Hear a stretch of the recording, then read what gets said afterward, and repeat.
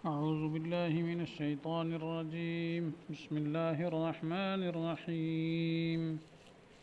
قل يا أهل الكتاب لم تكفرون بآيات الله والله شهيد على ما تعملون.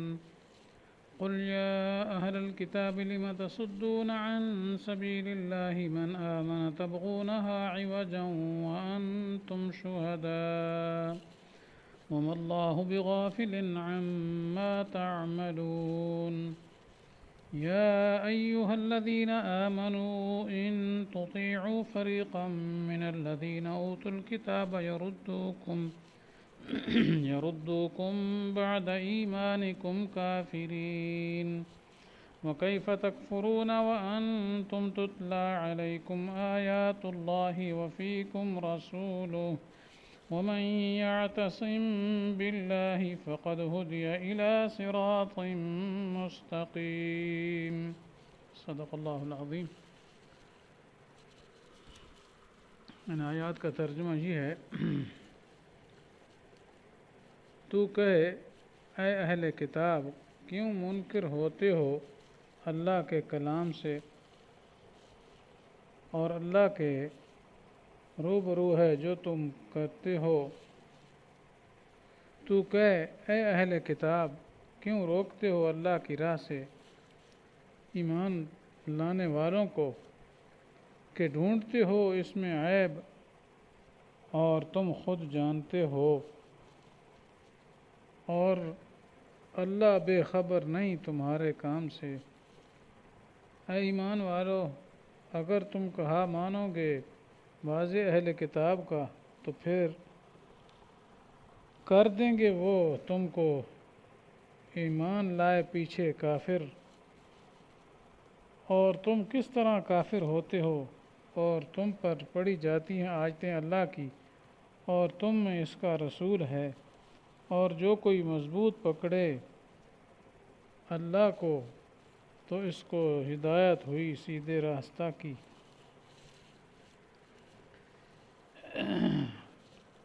تو پیچھے اہل کتاب کی طرف کے شبہات کے جوابات تھے، وہ ہو گئے. اب اس کے بعد قل یا اہل الکتاب سے اہل کتاب کو تنبیہ ہے اور پھر آگے مومنین کو تنبیہ ہے. تو گویا آج کے درس میں دو تنبیہ ہیں. تو پہلی زجر ہے کس کو؟ اہل کتاب کو. چونکہ اہل کتاب جانتے تھے اچھے طریقے سے، بار بار اس کا تذکرہ قرآن پاک میں آتا ہے کہ اہل کتاب کو پتہ تھا کہ آپ صلی اللہ علیہ وسلم آخری نبی ہیں اور آپ جو مسئلہ بیان کرتے ہیں وہ بالکل سچ ہے، حق ہے. تو اس کے باوجود حسد بغض کی وجہ سے روکتے تھے.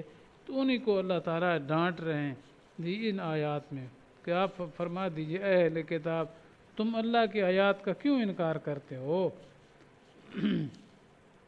واللہ شہید علی ما تعملون. دوسرا یہ بھی ساتھ ڈرایا بھی ان کو کہ اللہ تعالیٰ تمہارے اعمال کو دیکھ رہے ہیں، تم اللہ کے سامنے ہو، بالکل اس کو پتہ ہے. ظاہر بات ہے جب اس کو پتہ ہے اور اس کے آیات کا انکار کرتے ہو جاننے کے باوجود تو کل پھر تمہیں عذاب میں گرفتار ہونا پڑے گا. کیوں ایسا کرتے ہو؟ اپنے آپ کو کیوں پھنسا رہے ہو؟ تو گویا ان کو عار اور شرم دلائی جا رہی ہے. آگے پھر فرمایا قل یا اہل الکتاب لم تصدون عن سبیل اللہ. آپ فرما دیں اے اہل کتاب، کیوں تم اللہ کے راستے سے روکتے ہو ان لوگوں کو جو ایمان لانا چاہتے ہیں. مطلب جو ایمان کے درپے ہوتے ہیں تم ان کے آگے پہنچ جاتے اور ان کے سامنے شکوک و شبہات ڈالتے ہو، نہیں یہ وہ نبی نہیں ہے تو فلانا ہے، تو کوئی نہ کوئی شبہ یعنی دین کے بارے میں اس کے دل میں ڈال کر تو اس کو دین حق سے ہٹانا چاہتے ہو تاکہ وہ دین میں داخل ہی نہ ہو. تو یہاں مراد یہ مناونا یعنی جو دین میں داخل ہونا چاہتے ہیں یا جو دین میں نئے کچے ہیں ابھی ان میں ان کے آگے ہو جاتے ہو تو اللہ کے راستے سے ایسے روکو نہیں. تبغونہا عوجا، تو اس کو یعنی تبغون لہا عوجا، اس کے لیے تم کوئی نہ کوئی شبہ تلاش کرتے رہتے ہو. اللہ کے راستہ مراد دین اسلام ہے، توحید ہے، تو اس میں کوئی شبہات شکوک ڈالتے ہو تاکہ نیا داخل ہونے والا آدمی جو ہے اس کو اسلام کے قریب نہ جانے دیا جائے اور اسلام میں داخل نہ ہونے دیا جائے. وَأَنْتُمْ شُهَدَاء، حالانکہ تمہیں پتہ ہے کہ یہ واقعی اللہ کا دین سچا ہے. سچا دین جاننے کے باوجود پھر بھی تم حرکتیں کرتے ہو، کچھ تمہیں شرم ہی نہیں آتی ہے. وَمَا اللَّهُ بِغَافِلٍ عَمَّا تَعْمَلُونَ. اچھا کر لو دنیا میں، اللہ تعالیٰ کو تمہارے اعمال کا خوب پتہ ہے جی، جب پتہ ہے تو کل تمہیں بتائیں گے کہ کیسے تم نے حرکتیں کی ہیں۔ ابھی تمہیں مہلت دی ہوئی ہے، پکڑ تو اب بھی سکتے ہیں لیکن فی الحال مہلت دی ہوئی ہے۔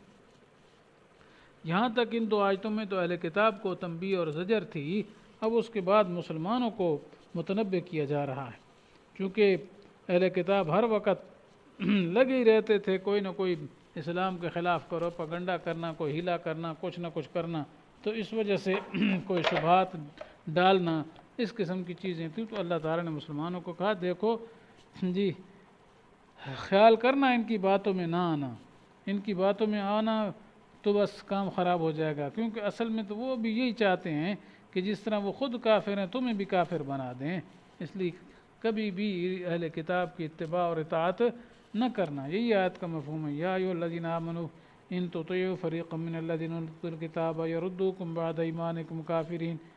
اے ایمان والو، اگر تم نے اہل کتاب کی ایک جماعت کی اطاعت کی جی تو پھر تو وہ تمہیں تمہارے ایمان کے بعد ہی کافر بنا دیں گے۔ تو مقصد یہ کہ بڑے بھاری شبہے ڈالیں گے، یہ زبردست قسم کے شبہے ڈالیں گے جی، تو اس لیے خیال کرنا متنبہ کر دیا۔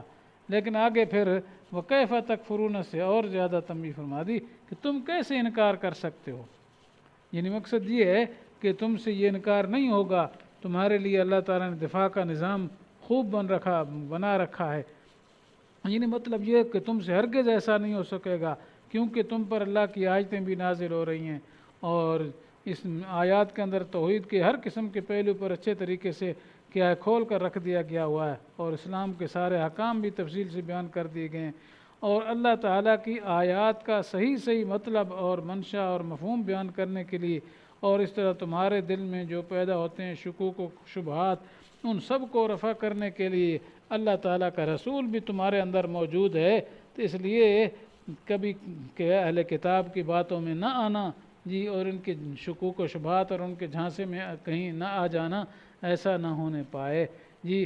تو بہرحال یہاں سے مسلمانوں کو بھی متنبہ کر دیا گیا۔ تو کیف تکفرون باللہ جی، تم اللہ کے ساتھ کیسے کفر کر سکتے ہو، یعنی بظاہر آثار نہیں ہیں، ٹھیک ہے، حالانکہ تمہارے اندر اللہ کی آیات پڑھی جا رہی ہیں، تمہارے اندر اللہ کا رسول موجود ہے۔ پھر فرمایا وَمَن یعتصم باللہ، جو اللہ تعالیٰ پر بھروسہ کر لے، فقد ہدی الی صراط مستقیم، تو اس کو سیدھے راستے کی ہدایت دے دی گئی۔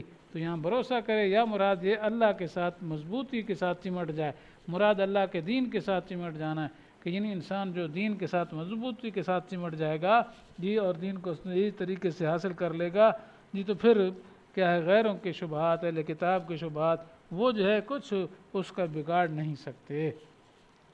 تو یہاں تک ان آیات کا مفہوم تو ہو گیا، البتہ یہاں ایک بات قابل تنبیہ ہے، اس میں آ رہا ہے وفیکم رسولو، کہ اے مسلمانوں تم کیسے کفر کر سکتے ہو کہ تمہارے اوپر اللہ کی آیات پڑھی جا رہی ہیں اور تمہارے اندر رسول ہے جی۔ تو اس سے اہل بدعت نے استدلال کر لیا کہ وفیکم رسولو کا خطاب تمام مسلمانوں کو ہے، تو لہذا آپ صلی اللہ علیہ وسلم کے زمانے کے مسلمان، بعد کے قیامت تک آنے والے سب مسلمان، تو اللہ کا رسول ان سب میں موجود ہے۔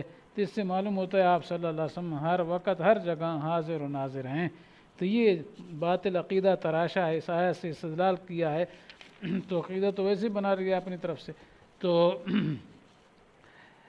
کہ وفیکم رسولوں سے استدلال کرتے ہیں، لیکن حقیقت یہ ہے کہ یہ استدلال ان کا درست نہیں ہے۔